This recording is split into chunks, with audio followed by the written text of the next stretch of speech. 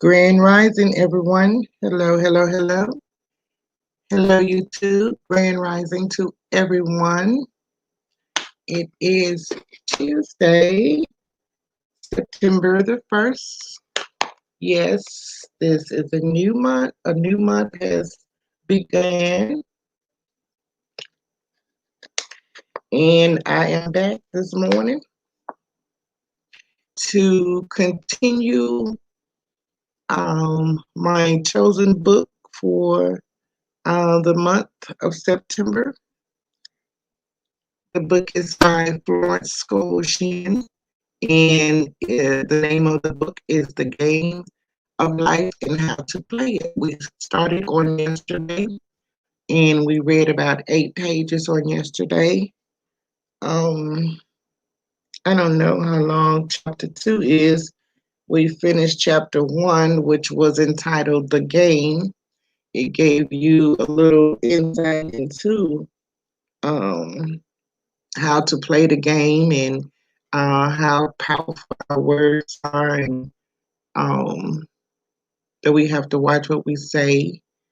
And you can go back and check on that video from yesterday. Okay, everyone, as you come into the room, make sure you hit the like button. Give me some thumbs up. I need those thumbs up. All right, as well, you all that are not subscribed to my channel, please subscribe to my channel. Hit the notification bell twice. That way, whenever I go live or whatever I do on my channel, you'll be here for it. Grand Rising, Grand Rising, Grand Rising. Come on in. We are going to be continuing our book this morning. Let's see how many pages chapter 2 has. Let's see, it's 3, 4. Okay, well, chapter 2 is short. It's only 5 pages. So we're going to read 5 pages from the book. Chapter 2 is entitled The Law of Prosperity. Okay.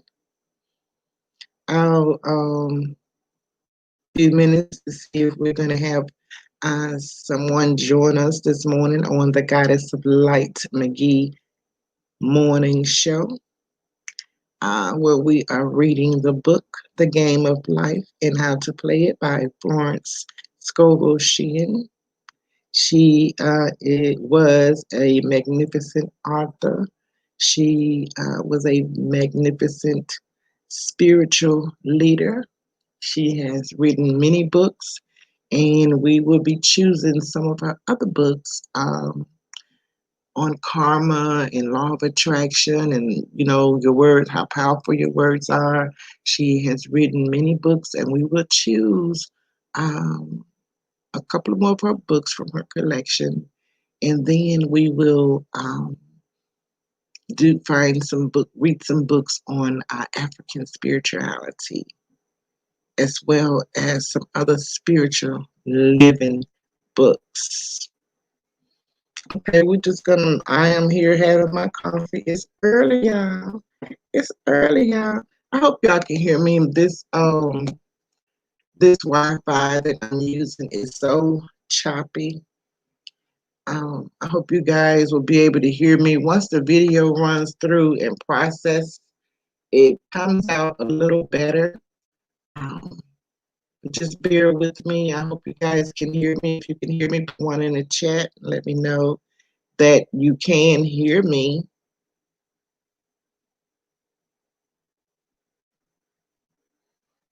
Hopefully you guys can hear me this morning.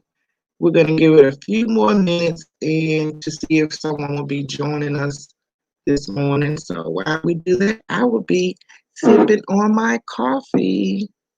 I'm going to mute myself for a few minutes and sip some coffee.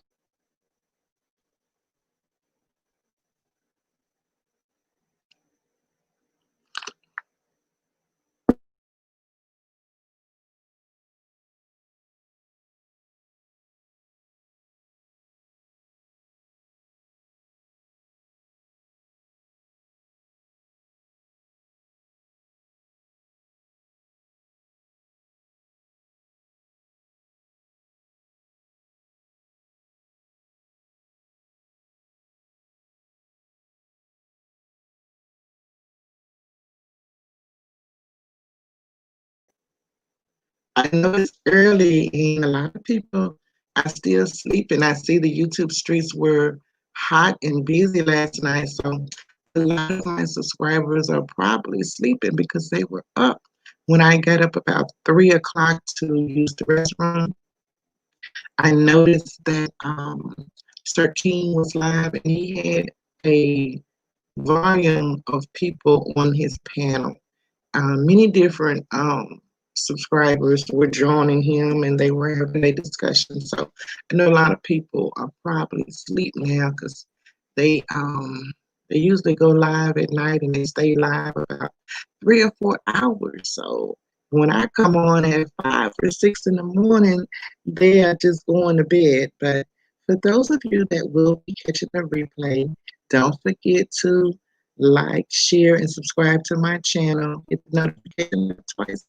That way, whenever I go live or whatever I do on my channel, you'll be here for it. So I welcome you all that will be watching the stream on, that will be watching the replay of the stream. And I welcome you guys to my channel as well. Okay, we're going to go ahead and get started here.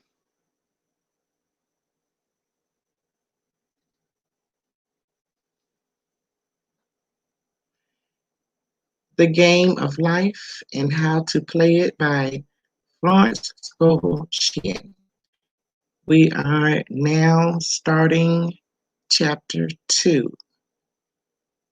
Chapter 2's title is The Law of Prosperity. Okay, and we will begin. One of the greatest messages given to the race through the scriptures is that God is man's supply and that man can release through his spoken word all that belongs to him by divine right. He must, however, have perfect faith in his spoken word. Isaiah said, "My word shall not return unto me void, but shall accomplish that whereunto it is sent." We know now that words and thoughts are a tremendous vibratory force, ever molding man's body and affairs. A woman came to me in great distress and she said she was to be sued on the 15th of the month for $3,000. She knew no way of getting the money and was in despair. I told her God was her supply and that there is a supply for every demand. So I spoke the word. I gave thanks that the woman would receive $3,000 at the right time in the right way. I told her she must have perfect faith and act her perfect faith. The 15th came, but no money had materialized. She called me on the phone and she asked, what was what and she asked what she was to do. I replied, "It is Saturday. so they won't sue you today. Your part is to act rich, thereby showing perfect faith that you will receive it by Monday. She asked me to lunch with her to keep up her courage. When I joined her at the restaurant, I said, there is no time to economize. Order an expensive luncheon. Act as if you have already received $3,000. All things whatsoever ye ask in prayer, believing ye shall receive. You must act as if you had already received. The next morning, she called me on the phone and she asked me to stay with her during the day. I said, no, you are divinely protected and God is never too late. In the evening, she phoned again, greatly excited, and said, my dear, a miracle has happened. I was sitting in my room this morning when the doorbell rang, and I said to the maid, don't let anyone in. The maid, however, looked out the window and said, it's your cousin with the long white beard. So I said, call him back. I would like to see him. He was just turning the corner when he heard the maid's voice and he came back. He talked for about an hour, and just as he was leaving, he said, oh, by the way, how are finances? I told him I needed the money, and he said, why, my dear, I would give you $3,000 the first of the month. I didn't like to tell him I was going to be sued. What shall I do? I won't receive it till the first of the month, and I must have it tomorrow. I said, I'll keep on treating. I said, Spirit is never too late. He thinks that she has received the money on the invisible plane and that it manifests on time. The next morning, her cousin called her up and said, come to my office this morning and I will give you the money. That afternoon, she had $3,000 to her credit in the bank and wrote checks as rapidly as her excitement would permit. If one asks for success and prepare for failure, he will get the situation he has prepared for. For example, a man came to me asking me to speak the word that a certain debt would be wiped out. I found he spent his time planning what he would say to the man when he did not pay his bill, thereby neutralizing my words. He should have seen himself paying the debt. We have a wonderful illustration of this in the Bible, relating to the three kings who were in the desert without water for their men and horses. They consulted the prophet Elisha, who gave them the astonishing message. Thus says the Lord, ye shall not see wind, neither shall ye see rain, yet make this valley full of ditches.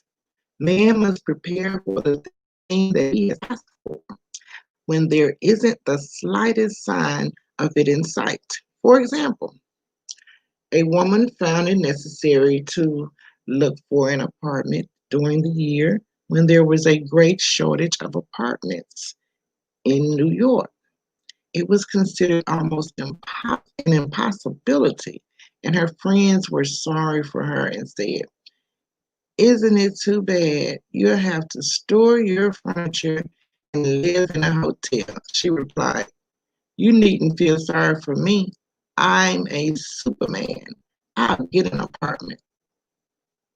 She spoke the words. Infinite Spirit opened the way for the right apartment. She knew there was a supply for every demand and that she was unconditioned working on the spiritual plane and that one with God is a majority. She had contemplated buying new blankets when the tempter, the adverse thought or reasoning mind suggested, don't buy the blankets. Perhaps after all, you won't get an apartment. and you would have no use for them. She promptly replied to herself, I'll dig my ditches by buying the blankets. So she prepared for the apartment, acted as though she had already received it.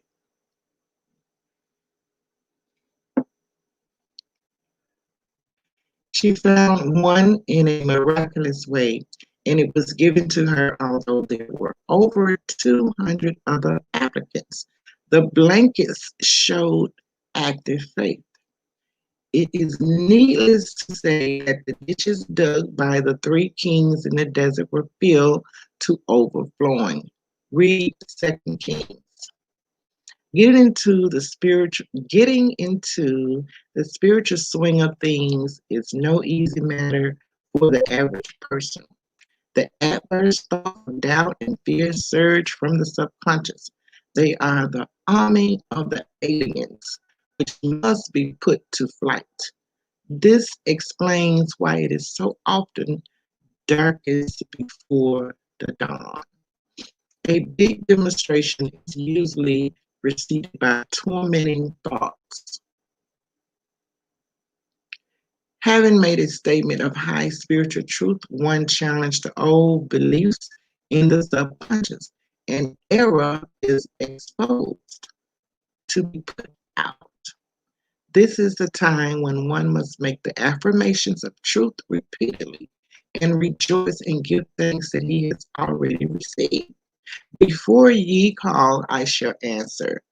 This means that every good and perfect gift is already man's awaiting his recognition. Man can only receive what he sees himself receiving. The children of Israel were told that they could have all the land they could see. This is true of every man. He has only the land within his own mental vision. Every great work, every big accomplishment has been brought into manifestation through holding to the vision. And often, just before the big achievement comes apparent failure and discouragement. The children of Israel, when they reached the promised land, were afraid to go in, for they said,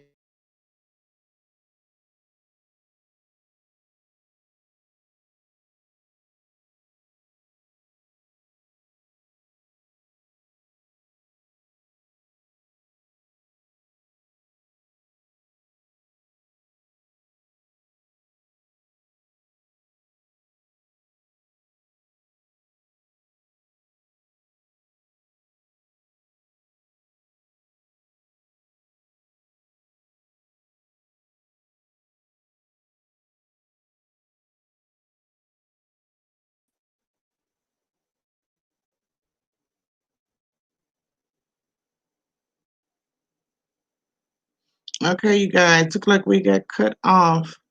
I'm gonna have to end it there. On I think, let's see, we had two more pages left. I'm gonna have to end it here, but it's acting up. Um, so I'll be back later on today, and I might finish the last few pages up. Okay, because I don't want to get kicked out again. All right, have a great day. Love you all. Sorry about that. Namaste.